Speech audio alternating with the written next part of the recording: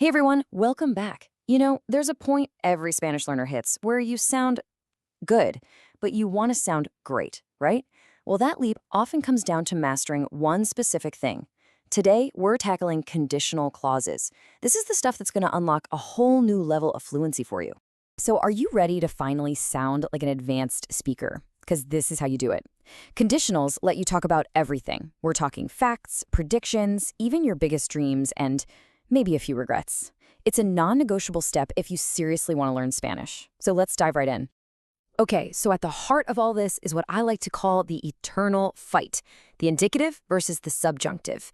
The indicative, that's the mood of reality, of cold, hard facts. The subjunctive, that's the mood for everything else, the what-ifs, the maybes, the hypotheticals. And guess what? Conditional sentences are the battleground where these two worlds collide. Our job today is to become the master of that battleground. Here's our game plan, our mastery ladder for today. We're going to start with the absolute basics. What even is a conditional? Then we'll climb through the levels. 0 for real stuff, first for likely stuff, second for hypothetical what-ifs, and third for the impossible past. And hey, make sure you stick around till the end because I'm giving you a cheat sheet that you are absolutely going to want to screenshot.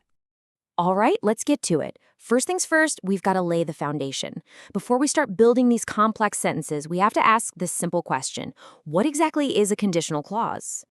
Okay, I know that sounds a bit textbooky, but trust me, it's way simpler than it seems.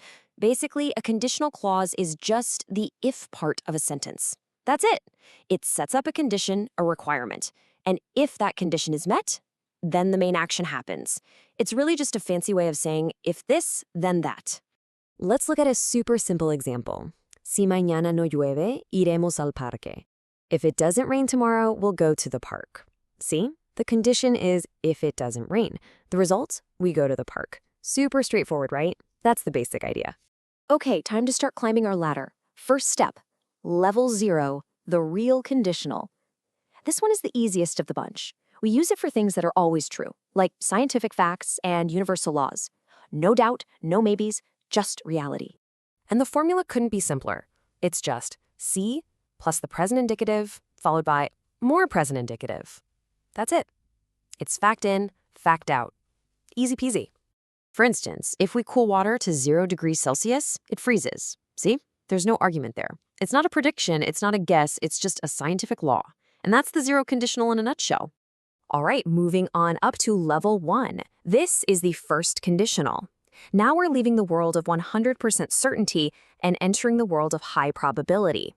We use this for things that are very likely to happen. Think predictions and giving advice.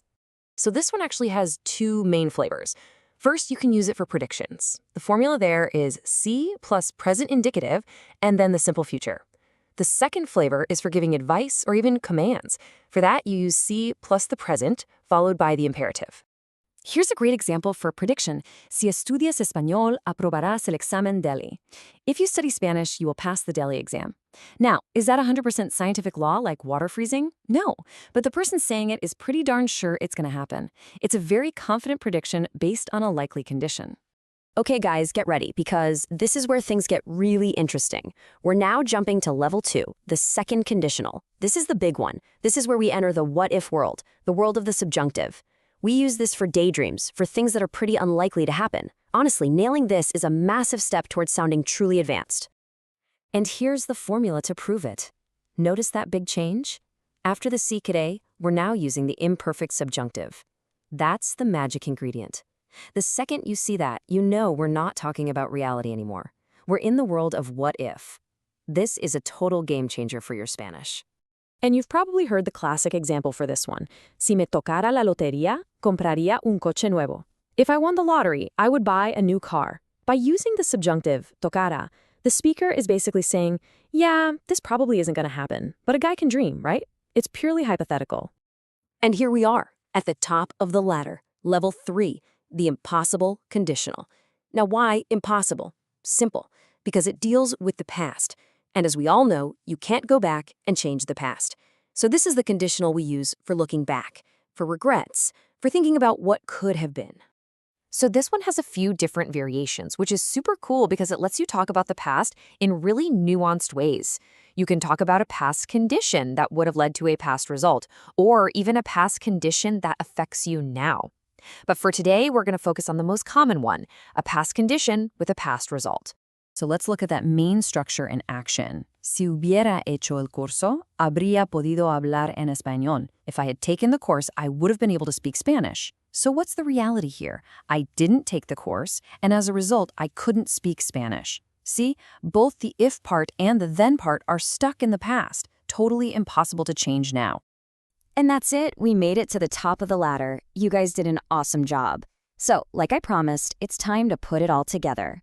Get your phones ready because you are definitely going to want to screenshot this conditional cheat sheet. Let's do a super quick recap. The zero conditional, that's for universal facts. The first, for likely predictions. The second, that's for your hypothetical daydreams. And the third, that's for looking back on the impossible past.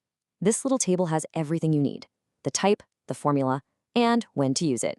Save it, study it, and I promise this will all click into place. Okay, now it's your turn to put this into practice. Let's use that second conditional, the fun one. So here's my question for you.